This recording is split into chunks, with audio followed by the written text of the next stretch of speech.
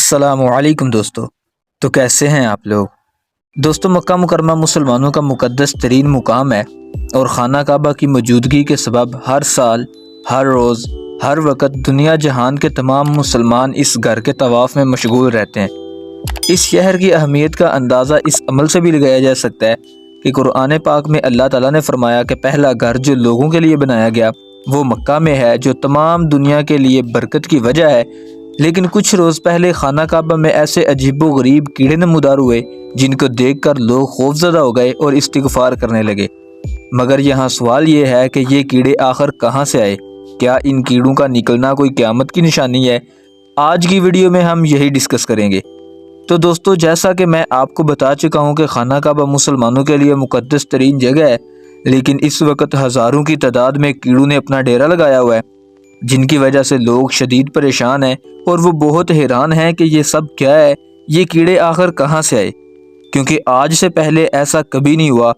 اس لیے اس واقعہ کو لے کر کافی باتیں گردش کر رہی ہیں۔ یہ کچھ روز پہلے کی بات ہے کہ جب سوشل میڈیا پر ایک ویڈیو وائرل ہونے لگی جس کے اندر دیکھا جا سکتا ہے کہ خانہ کعبہ کے اندر ہر چیز کیڑے کی لپٹ میں آ چکی ہے اور ہر طرف کیڑے ہی کیڑے نظر آ رہے ہیں۔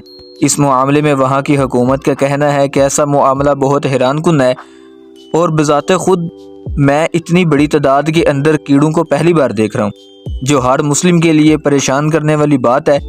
اس کی ایک وجہ یہ بھی بتائی جا رہی ہے کہ سعودی عرب کے لوگ جو کہ پرندوں کی غذا کے لیے جھینگوں کی پرورش کرتے ہیں، تو یہ کیڑے کسی طریقے سے وہاں سے نکلنے میں کامیاب ہو گئے اور انہوں نے مکہ کا رخ کر لیا ہو، جس کی وجہ سے اتنی بڑی تعداد کے اندر یہ نظر آ رہے ہوں۔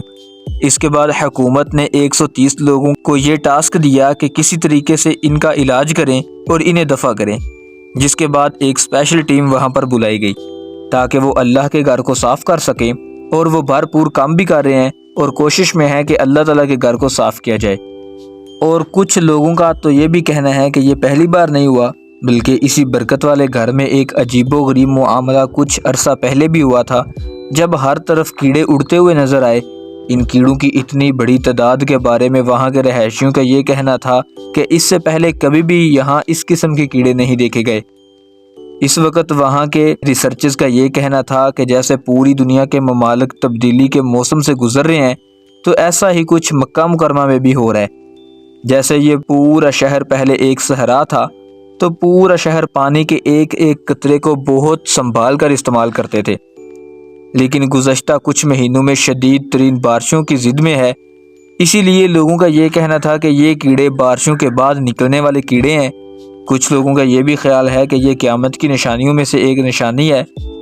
دوستو، بحیثیت مسلمان ہمیں اس بارے میں بالکل شک نہیں ہے کہ اس دنیا بھر میں ایک ایک چیز اللہ کی پیدا کردہ ہے اور وہ اپنے مخصوص انداز میں اللہ کی عبادت بھی کرتے ہیں، اسی کے سامنے سجدہ ریز ہوتے ہیں۔ جیسا کہ ایک ویڈیو وائرل ہوئی جس کے اندر ایک کبوتر خانہ کعبہ میں سجدہ ریز ہے۔ سوشل میڈیا پر اس ویڈیو کو جس شخص نے بھی دیکھا وہ سبحان اللہ کہے بغیر نہ رہ سکا۔ یہ ویڈیو دیکھتے ہی دیکھتے سوشل میڈیا پر وائرل ہو گئی، جو کہ ہر مسلمان کے لیے یہ ویڈیو روح پرور ہے۔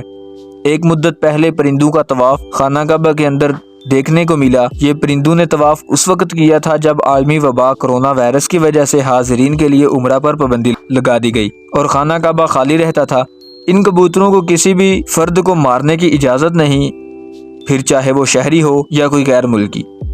ان کبوتروں کو ان کے ٹھکانے سے بھگانے کے لیے ان کے انڈے تک توڑنے کی اجازت نہیں، یہاں تک کہ ان کو شکار پر فدیہ یا دم واجب ہے۔ ایک تحقیق کے مطابق یہ ان کبوتروں کی نسل میں سے ہیں جنہوں نے رسول صلی اللہ تعالی علیہ وآلہ وسلم کو بچانے کے لیے غار حرا کے دروازے پر گھونسلے بنا دیے تھے۔ اور ایک تحقیق کے مطابق یہ کبوتر اس کبوتر کی نسل میں سے ہے جب حضرت نوح علیہ السلام کے زمانہ میں سیلاب آیا تو انہوں نے اس کبوتر کو زمین پر بھیجا کہ دیکھ کے آؤ کہ زمین خشک ہوئی ہے یا نہیں، تو یہ کبوتر سب سے پہلے خانہ کعبہ کی زمین پر اترا۔ تو دوستو، مجھے امید ہے کہ آپ کو یہ ویڈیو ضرور پسند آیا ہوگا، اور اگر آپ اسی طرح کی انٹرسٹنگ ویڈیو دیکھنا اور سننا پسند کرتے ہیں تو چینل کو سبسکرائب کریں۔ Thanks for watching this video. اب ہم ملتے ہیں اسی طرح کی نیو انٹرسٹنگ ویڈیو میں، تب تک کے لیے اپنا بہت سا خیال رکھیے گا۔ اللہ حافظ۔